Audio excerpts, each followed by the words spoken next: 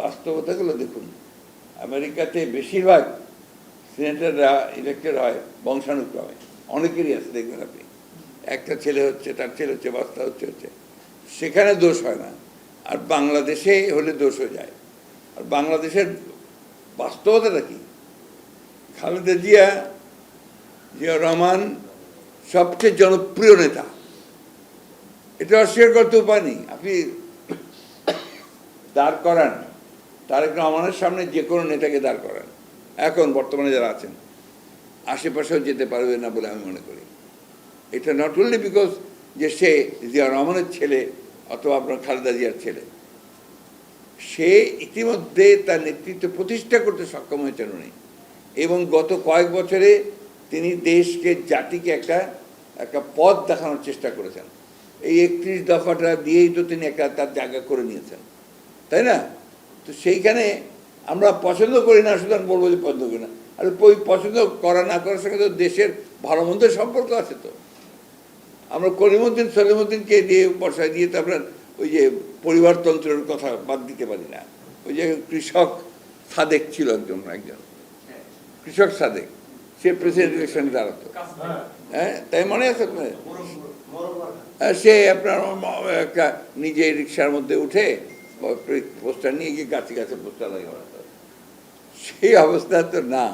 ব্যাপারটা হচ্ছে যে এখন আপনার আরেকটা ব্যাপার হচ্ছে কি, আপনাদের মিডিয়া তো আসলে ভীষণ ভাইব্রেন্ট, এবং আপনাদের মিডিয়া কিন্তু পাবলিক ওপিনিয়ন তৈরি করার ব্যাপারে সব সময়, সব ক্ষেত্রে, পৃথিবীর সবসময় একটা বড় ভূমিকা পালন করেছে।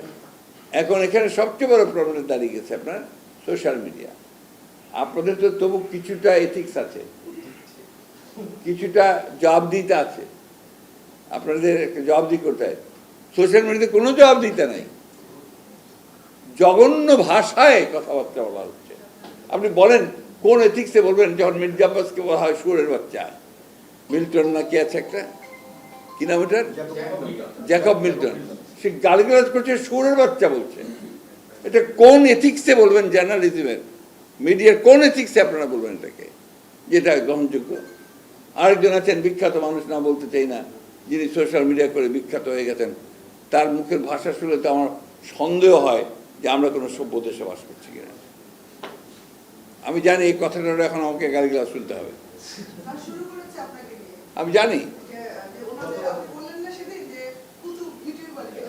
হ্যাঁ, এই যে বিষয়টা হচ্ছে সেগুলো, আমরা যারা পজিটিভ পলিটিক্স করি, আমরা যারা ইতিবাচক রাজনীতি করি, আমরা যারা গঠনমূলক কনস্ট্রাকটিভ পলিটিক্স করি, আমরা ভাঙতে চাই না, আমরা গড়তে চাই।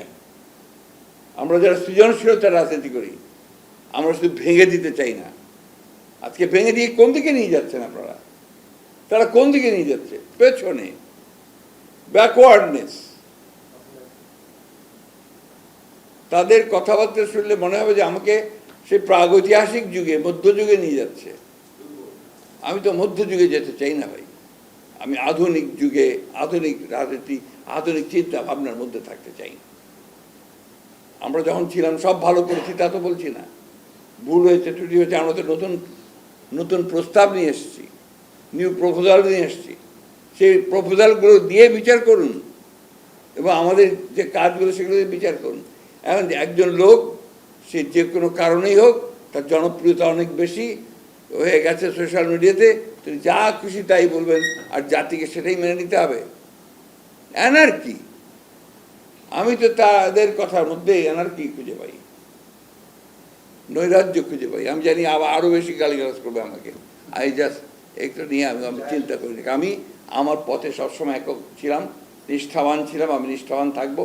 আমার জায়গা থেকে আমি কখনো সরি না, আমি আছি, আমি এগুলো বলবো। অনেকে আমাকে বলছে আপনি না বললেই পারেন, না বললেই পারেন বললে আমি আমার দায়িত্ব পালন করব না।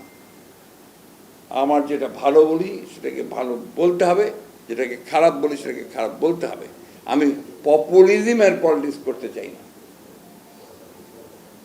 সো কল পপুলিজম, এই রাজনীতি আমি করতে চাই না। এতে যদি আমি বের হয়ে যাই, রাজনীতি থেকে বের হয়ে যাবো, আই ডোন্ট কেয়ার।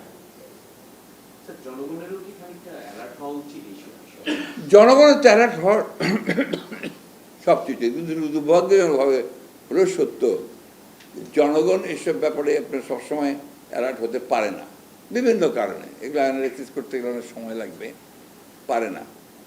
জনগণের মধ্যে আপনার একটা আবেগ কাজ করে, গুজব কাজ করে। আপনার যে দেশে মব কিলিং হয়, মব জাস্টিস হয়, সেখানে আপনি যুক্তি কতটা খুঁজে পাবেন? কথা নেই বলতে যে আপনি যে আমি বলে দিই এই পকেট মারি নিয়ে গেল, ওই বা সাথে সাথে মেরে ওকে ওখানে শেষ, ববলিকা সাঙ্গ। How do justify? রাষ্ট্র থাকে, আইন থাকে, থাকে না। এই বিষয়গুলো বাস্তবতা আর কি। সুতরাং আমার হঠাৎ ওয়ান ফাইন মর্নিং মনে হলো যে আমি এখন হচ্ছে একমেবে অদ্বিতীয়, আমি হচ্ছে সবচেয়ে বড়, আই এম দ্য লর্ড, আমি আপনার মোবিলাইজ করি, আমি আপনার পাবলিক ওপিনিয়ন তৈরি করি, আমার কথায় সব চলে, আপনি হুকুম দিচ্ছেন ভেঙে যাচ্ছে। সেটা কতটুকু সঠিক হচ্ছে বেঠিক হচ্ছে এগুলো চিন্তা করার কোনো অবকাশ নাই।